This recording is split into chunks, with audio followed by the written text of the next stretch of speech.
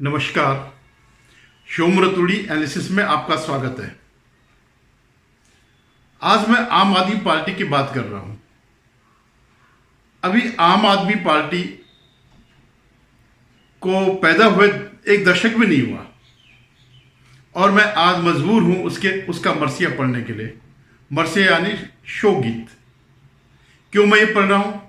आपको लगता होगा कि मैं कुछ जल्दी कर रहा हूं, लेकिन नहीं, ये कोई भी जल्दी नहीं है। आप 2-3 साल के अंदर देख लीजिएगा ये पार्टी खत्म हो जाएगी, इसका इतिहास में नामो निशान मिट जाएगा। ये प्रजाति, ये पार्टी इस देश में एक तूफान की तरह उभरी, एक बवंडर सा फैल गया और विदिन 10 इयर्स इसने अपना विस्तार कर लिया। दिल्ली और पंजाब तक इसका विस्तार हो गया और कई राज्यों में इसने अपना वोट बैंक बढ़ाया। कई राज्यों माने गुजरात को आप कह सकते हैं, बाकी जगह तो खैर कहीं भी नहीं हुआ। लेकिन जहां जहां कांग्रेस कमजोर हो रही है वहां ये बढ़ रही है, या इसका उल्टा भी कह सकते हैं, जहां जहां ये बढ़ रही है वहां वहां कांग्रेस खत्म हो रही है। तो ये बबूले की तरह जो निकला ये भारत की राजनीति में, वो 2-3 साल में ही फूटने वाला, आने वाले 2-3 साल में ये फूट जाएगा। ये कहने की जरूरत नहीं है कि ये पार्टी भ्रष्टाचार के खिलाफ लड़ करके सत्ता में आई और देश के एक बहुत बड़े तबके ने इसको समर्थन दिया। भले ही वो वोट बैंक की राजनीति न करता हो तबका, लेकिन एक मध्यम वर्ग जो देश में भ्रष्टाचार विहीन एक समाज चाहता है, जो तंग आ चुका था इस देश के नेताओं से, इस देश की व्यवस्था से, इनके भ्रष्टाचार से, तो उनका एक बहुत बड़ा वर्ग इसके साथ जुड़ा। जब तक ये पार्टी नहीं बनी या जब तक केजरीवाल का उदय नहीं हुआ, तब तक जो है इसके अंदर बड़ी उम्मीदें थी, इनसे बहुत उम्मीदें थी। भले ही इसमें प्रशांत भूषण जैसे लोग थे, योगेंद्र यादव जैसे लोग थे, मेधा पाटकर जैसे लोग थे, कई एनजीओ के लोग थे जो छुट देश में जो है जगह जगह आंदोलन करते रहते थे, मुद्दों को लेकर आंदोलन करते थे। कोई भ्रष्टाचार के खिलाफ करता, कोई सही भी करता था और कोई गलत भी था। ऐसा नहीं कि सारे सही लोग जुड़े, इसमें गलत लोग भी बहुत जुड़े। लेकिन क्योंकि यह एक कलेक्टिव पार्टी थी, तब तक कोई इसमें लीडरशिप नहीं कोई जन्मी थी। अन्ना हजारे जो है उनकी छत्र छाया में सब लोग ये आए और एक पार्टी बन गई जिसने बड़े बड़े वायदे किए, बड़े बड़े सपने दिखाए लोगों को। और आप ये मान के चलिएगा कि जो 1977 में जो एक लहर सी आई थी देश में, सारी विपक्षी पार्टियां जेपी के नेतृत्व में इकट्ठा हो गई थी और उन्होंने कांग्रेस को मात दी थी।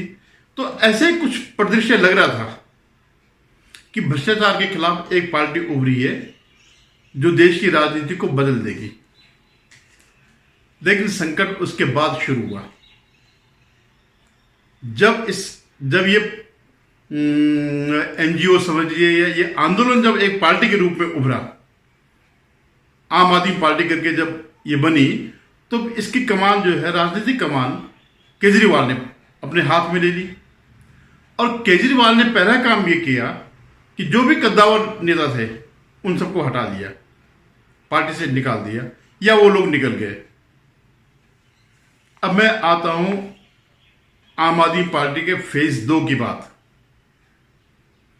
एक इनके मित्र हैं मयंक गांधी, ये मुंबई में एक्टिविस्ट भी थे, आरटीआई एक्टिविस्ट थे और भी कई किस्म के आंदोलन में जुड़े थे। आज वो जो है 2-3 साल हो गए उन्होंने छोड़ दिया। और आज अगर पूरे देश में कोई अगर एक व्यक्ति, एक संस्था, उनकी ग्लोबल पर्री करके वो है जो किसानों के बीच काम कर रही है, सिर्फ एक ही एनजीओ ऐसा है जो ईमानदारी से काम कर रहा है। कई जगह जहां की किसान, महाराष्ट्र में आपने देखा होगा सबसे ज्यादा किसान ही आत्महत्या करते क्योंकि उनकी फसल सूख जाती थी। सूखे से जो है उनकी फसल बर्बाद हो जाती थी और वो बैंक का कर्जा नहीं दे पाते थे, इसलिए वो करते थे। तो मयंक गांधी ने भी इनकी पार्टी को छोड़ दिया और मेरे ख्याल है कि देश के लिए इससे बेहतर कुछ भी नहीं हो सकता है। आज जितना काम मयंक गांधी कर रहे हैं उसका 10% भी अगर कोई करे तो ये देश के लिए सबसे बड़ी उपलब्धि होगी। तो हाँ, उन्हीं मयंक गांधी की बात मैं कर रहा हूं कि उन्होंने एक किताब भी लिखी, क्योंकि ये कोर टीम के मेंबर थे। इन्होंने इस पार्टी को बनते हुए देखा था, तो उन्होंने आप और डाउन करके एक किताब लिखी, AAP एंड डाउन करके। तो उसमें सारा कच्चा चिट्ठा जो है, इनके आंतरिक जो भी राजनीति थी, वो कच्चा चिट्ठा उन्होंने इस किताब में लिखा। तो खैर, मैं फिर आता हूं केजरीवाल के पास। क्यों ये केजरीवाल के नेतृत्व में क्यों ये पार्टी जो भ्रष्टाचार से पनपी, भ्रष्टाचार में नाक नाक तक डूब गई है, इनके नाक नाक तक भ्रष्टाचार आ गया है। तो मुझे जो कारण नजर आया, एक विश्लेषक के नाते जो मैं समझ पाया, पहला तो यह कि उन्होंने सबको हटा दिया। उसके बाद छोटे कद के नेताओं को पार्टी में लाए जो उनकी हाँ में हाँ मिलाए, उनकी जी हुजूरी करे, जिन्हें कोई कुछ नहीं पूछता था।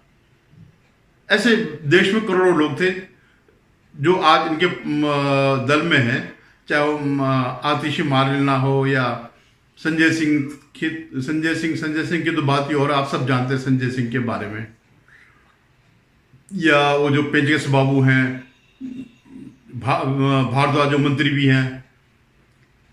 तो मैं जो समझा हूं कि अरविंद केजरीवाल IRS रहे, तो IRS माने रेवेन्यू सर्विस से, तो इनकम टैक्स में या व्यापारियों का जो भी इनका संबंध रहा है, खासकर उन व्यापारियों का जो टैक्स चोरी करते, बिलों में हेराफेरी करते थे, अकाउंटिंग में गड़बड़ करते थे और पकड़े नहीं जाते थे। तो इन्होंने जो है हेरा फेरी भ्रष्टाचार की सीख जो है वहां से ली, वो इस मामले में एक्सपर्ट बन गए। उन्होंने ज्यादातर इनका काम NGO का ही रहा, इन्होंने अपना ज्यादा समय NGO में दिया, लेकिन जितना उन्होंने सरकार की तनख्वाह को जस्टिफाई करने के लिए थोड़ा बहुत जो काम किया, तो उस बीच उन्होंने यही एक्सपीरियंस गेन किया, जो ये भ्रष्टाचार का जो है, या जो भ्रष्ट व्यापारियों का से संपर्क आकर के उन्होंने बहुत कुछ सीखा। और आज वही बात उन्होंने, जितने भी ये भ्रष्टाचार हुए इस पार्टी में, चाहे वो शराब घोटाला हो या मनी लॉन्ड्रिंग जिसमें सत्येंद्र जैन जेल में है, या जो ये अभी शीश महल वाला जो घोटाला है, ये सब उन्होंने किया। या इवन आप देखिएगा कि क्रांतिकारी कहते हैं कि हमने जो है शिक्षा क्षेत्र में क्रांतिकारी परिवर्तन किए, कुछ नहीं किया इन्होंने सिर्फ 20-25 लाख के कमरे बनाए और उसमें कमीशन खाया।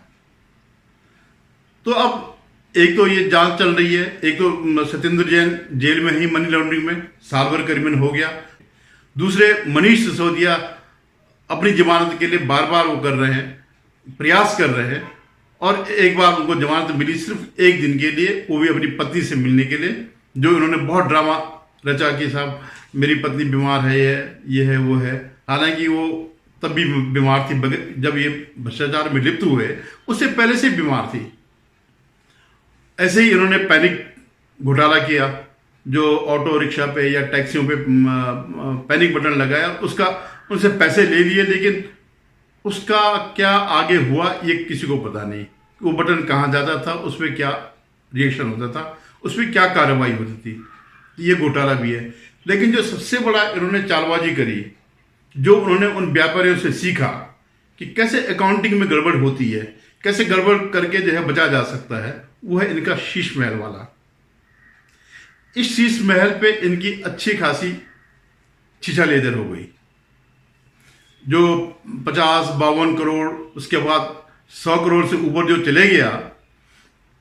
हालांकि 100 करोड़ जैसे कोई बहुत बड़ी अमाउंट नहीं है, लेकिन जो पार्टी भ्रष्टाचार के खिलाफ उभर के आई, वो ऐसे ऐसे भ्रष्टाचार करने लगे, तो वो बहुत ही मतलब इनकी साख पर धब्बा तो है ही है, लेकिन इनकी चालाकी पे, लोमड़ी वाली चालाकी पे जो है इनका इनका चेहरा सामने आता है।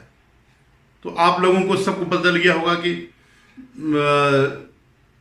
जो शीश महल वाला है, इसमें इन्होंने किस तरह टुकड़ों टुकड़ों करके, पहली बात यह है कि जो इनका वो था पुराना आवास था, ये सारा जो पैसा जो जितना भी खर्च हुआ उसके रिपेयरिंग के लिए दिखाया, और वो आवास डिमोलिश कर दिया पूरा और एक नया शीश महल बनाया। तो पहला धोखा तो उन्होंने यही दिया, किसी को कानों कान खबर नहीं लगने दी कि हम कर क्या रहे हैं। और क्योंकि 10 करोड़ से ऊपर की सैंक्शन एलजी से लेनी पड़ती थी, जो कानून है, तो अगर एलजी को खबर ना लगे, इसलिए इन्होंने जो है इसको टुकड़ों टुकड़ों में बांटा, और सब 10 करोड़ से नीचे 9.5 करोड़ 9 करोड़ ऐसे करके जो है ये टुकड़े टुकड़े करके बनाए, ताकि ये केजरीवाल के अंडर में ही या दिल्ली सरकार के अंडर में ही आए। अब क्योंकि मामला खुल चुका है तो स्वाभाविक रूप से जांच होगी, और जांच के लिए अब सरकार ने क्या किया, केंद्रीय सरकार ने या गृह मंत्रालय ने या एलजी ने ये जांच सौंप दी है सीएजी को, कंट्रोलर जनरल ऑफ इंडिया। ये ऐसी संस्था है, न ये ईडी है, न ये सीबीआई है, न ये आईटी वाले हैं, ये खोद खोद के निकालते हैं। बड़े खुर्राट लोग भरे रहते हैं, तो ये कानूनों के बहुत बड़े जानकार होते हैं, सरकारी सिस्टम के बहुत बड़े जानकार होते हैं, और ये एक एक चीज को जो है, कुछ तो पत्रकारों ने ही बता दिया क्या क्या इन्होंने किया, लेकिन सिर्फ उतना ही नहीं होगा, उसके अलावा भी जो है हर चीज को तथ्यों के साथ, सबूत के साथ ये अपनी रिपोर्ट पेश करेंगे, अपनी जांच रिपोर्ट आगे बढ़ाएंगे। बता दें तो ये भी है कि किसी किसी फाइल में उनका भी नाम है, मैडम चीफ मिनिस्टर, ये नया पद एक है, मैडम चीफ मिनिस्टर। जैसे हम गांव में देखते थे ना, कोई महिला, कोई प्रधान की सीट महिला के लिए आरक्षित होती थी, तो उसमें महिला चुनी जाती थी, लेकिन उसको चलाता उसका पति था, तो उसे बोलते थे कि प्रधान पति, तो वही सारे कामकाज अपनी पत्नी के देखता था। तो ऐसे ही जो है, क्योंकि केजरीवाल जी को पास तो फुर्सत नहीं है गाली गलौज करने में या षड्यंत्र करने में, किस तरह से जो है ये घोटाले किए जाए, तो बड़ा उन्होंने रिसर्च वर्क किया होगा हर चीज में। तो बाकी जो आम प्रशासन का काम शायद मैडम चीफ मिनिस्टर देखती होंगी। जैसे आपने कभी सुना होगा ना जहांगीर के बारे में, हो एक शेर कबाब मुझको आध शेर शराब हो, सारी सल्तनत नूर जहां की खूब हो या खराब हो। तो ऐसी स्थिति यहां थी। तो अब ये जांच गई है कैग के पास, कैग किसी मंत्री को नहीं बुलाता है, कैग किसी मुख्यमंत्री को पर आरोप नहीं लगाता है, वो उन अधिकारियों पर ही टिप्पणी करेगा, उनके ही खिलाफ लिखेगा, उनसे ही सबूत मांगेगा कि बताइए आपने ये कानून ये था और आपने ये किया, क्यों किया। अब उनके पास कितने जवाब होते हैं, क्योंकि एक नहीं सैकड़ों किस्म के इन्होंने घबले कर रखे हैं। अल्टीमेटली ये गाल जब गिरेगी इन अधिकारियों के ऊपर जो पीडब्ल्यूडी के अधिकारी हैं, तो एक दिन ऐसा आएगा कि नौकरी बचाने के लिए ये सब सच सच कहने के लिए, सारा सच उगलेंगे, कहने के लिए मजबूर होंगे और अपना एफिडेविट देंगे कि किसके कहने पर हमने ये सब किया है। तब जाकर के ये इसके पर्दे खुलेंगे, इस घोटाले के पर्दे खुलेंगे। आपको याद होगा जब सुप्रीम कोर्ट ने इनको पावर्स दी थी, दिल्ली सरकार को ट्रांसफर पोस्टिंग की पावर्स जब दी थी, जिसके खिलाफ केंद्र सरकार ने एक अध्यादेश जारी करके उस फैसले पर रोक लगा दी और स्थिति बहाल कर दी पुरानी वाली, यानी एलजी को सर्वोपरि बना दिया।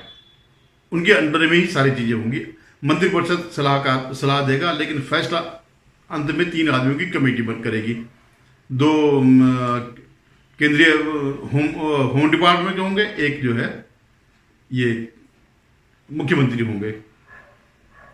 तो उस दौर में आज ही फैसला आया और अगले दिन कुछ लोगों ने, जो विजिलेंस का वो चल रहा था इनके खिलाफ मामला, तो विजिलेंस के डिपार्टमेंट में जाकर के, उनके कमरे में जाकर के ताले खोल करके किस तरह किया और वहां की फाइलों में क्या क्या किया, अब ये पता नहीं है। लेकिन कोई ना कोई जांच एजेंसी इसका भी जांच कर रही होगी।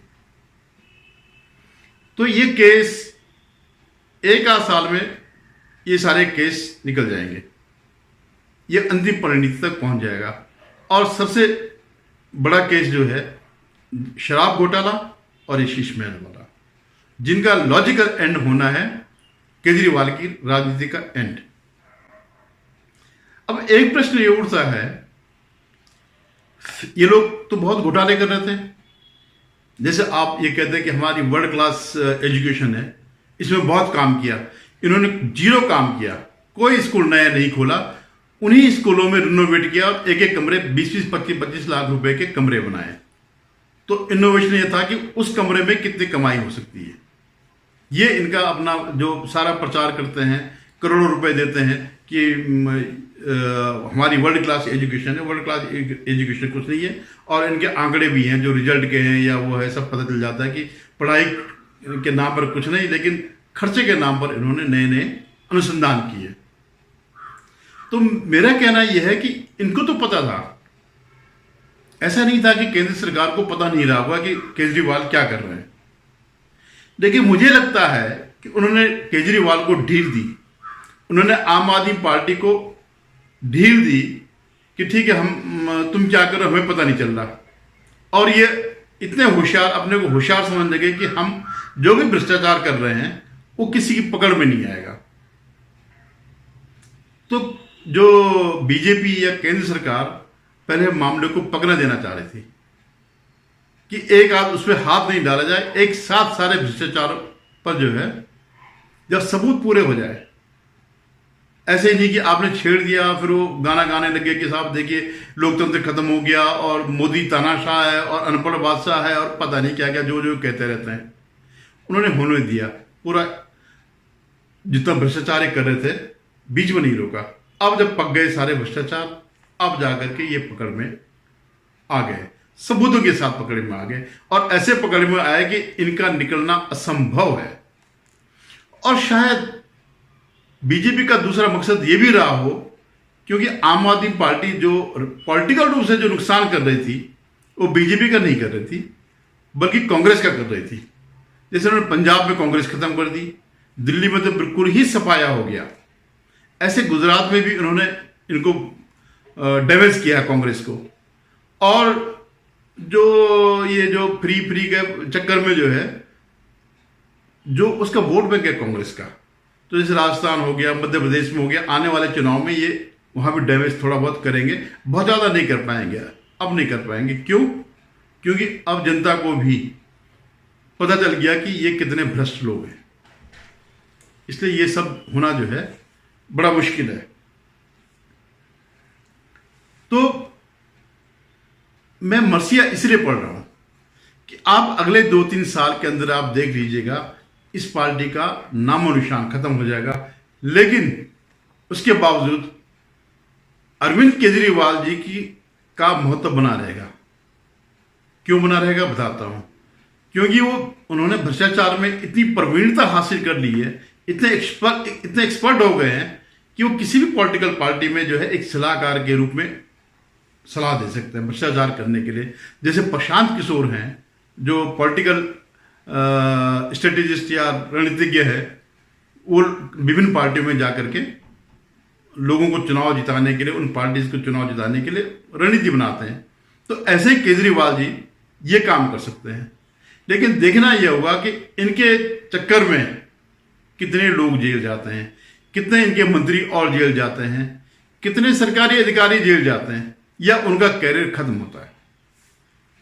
तो अभी आप देखते रहिएगा, कैग की रिपोर्ट आने में भी टाइम लगेगा, शायद अगले चुनाव से पहले तो मुश्किल ही है, 6 महीने तो हो ही गए, लेकिन तब तक डैमेज हो चुके होंगे काफ़ी कुछ।